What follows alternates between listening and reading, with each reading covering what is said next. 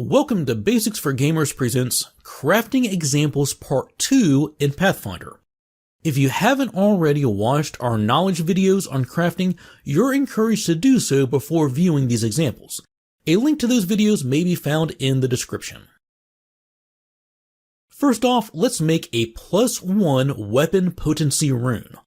Crafting runes is often referred to as etching the rune, and it can be done directly to a piece of gear, or it can be etched to a blank runestone and then can be later moved from the stone to a weapon or a suit of armor.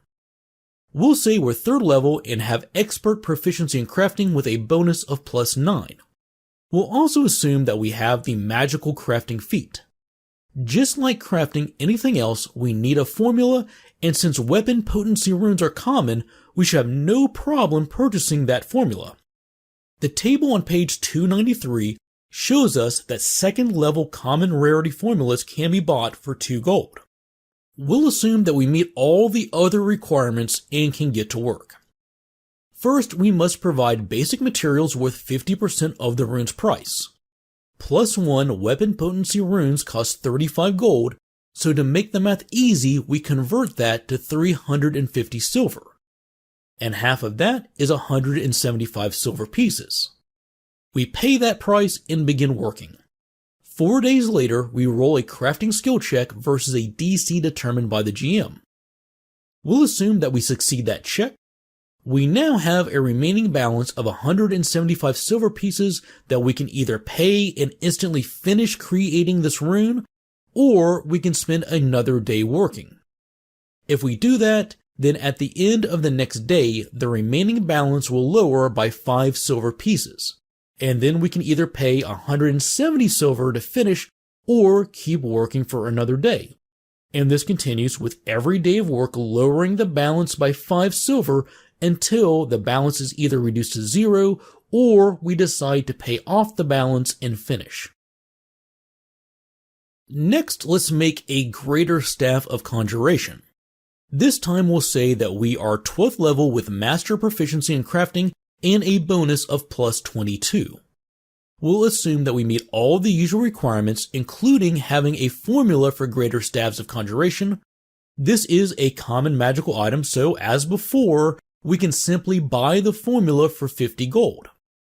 And making the staff is going to work the same as crafting anything else, but we see under craft requirements, it says supply 1 casting of all listed levels of all listed spells. So first thing first, we provide half the cost upfront in materials. This staff has a price of 900 gold, so we must pay 450 gold at the start. Then we spend 4 days working. During this time, someone must cast the required spells into the staff. It doesn't have to be us, it can be anyone, but every level of every spell must be cast.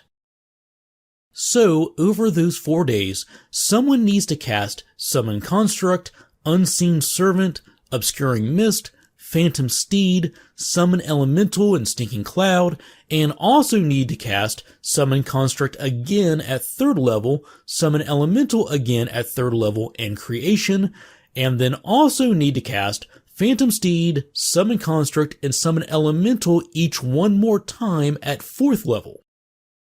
Tanglefoot does not need to be cast during crafting because cantrips are not leveled spells.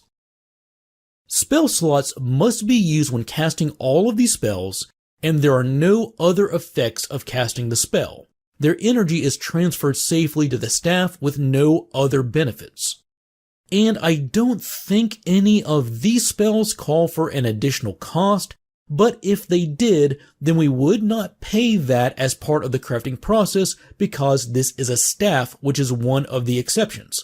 You only pay those costs if what you're making is not a staff or a wand. After we've paid our 450 gold, we've cast all the needed spells, and we've spent 4 days working, then we make a crafting skill check as normal against a DC set by the GM, and if successful, we can either pay the remaining 450 gold to finish creating the staff immediately, or we can spend additional days of downtime working just like normal. Last, let's make a suit of adamantine full plate armor. Same setup as before, and again we're going to assume all of the requirements have been met. This will work the same as crafting anything else, but there is one big difference to keep in mind when crafting from precious materials, and that's the price. Price isn't given up front, instead you need to calculate it for yourself. It says here that the price of adamantine armor is 1,600 gold plus 160 gold per point of bulk. If we check the armor table in the core rules, we see that full plate armor is listed as 4 bulk. However, it is important to remember that this table shows the armor's worn bulk, and when crafting we need to know its carried bulk. Carried bulk is 1 higher than an armor's worn bulk, so the carried bulk of a suit of full plate armor is 5. 5 times 160 is 800 gold pieces, plus 1,600 makes the final price for a suit of full plate adamantine armor 2,400 gold pieces. Note that you do not add the regular cost of the armor. The table says full plate costs 30 gold, but you do not need to add that to the 2,400 that we've already calculated. Now to begin crafting, we need to provide 50% of the price upfront in materials, just like always. 50% of 2,400 is 1,200 gold. If we look back at the stat block for the adamantine armor, we see it requires that the initial raw materials must include 200 gold plus 20 per bulk in adamantine. Again, this suit of armor is 5 bulk. 5 times 20 is 100, so that means before we can start crafting, we need 300 gold pieces worth of adamantine and 900 gold pieces worth of other materials. The 900 gold we can pay out of pocket since it's assumed that we can find these basic materials just about anywhere, but adamantine is uncommon. We can't just go to a store and buy it. Most likely we received a chunk of adamantine as part of the treasure from our adventures. But once we have the 300 gold worth of adamantine and 900 gold in basic materials, we can begin crafting. And from there it works exactly like crafting anything else. We spend 4 days working, after which there is a skill check, and if we succeed that check, we can either pay the remaining balance of 1,200 gold pieces or spend more downtime working to lower that balance. Just note that if we decide to pay off the balance, none of that needs to include adamantine. The 300 gold worth of adamantine provided with the initial materials is all of the adamantine that is needed for this project. If you would like to see the companion course that explains the rules behind these examples, you can find a link to it in the description and highlighted on the screen as well.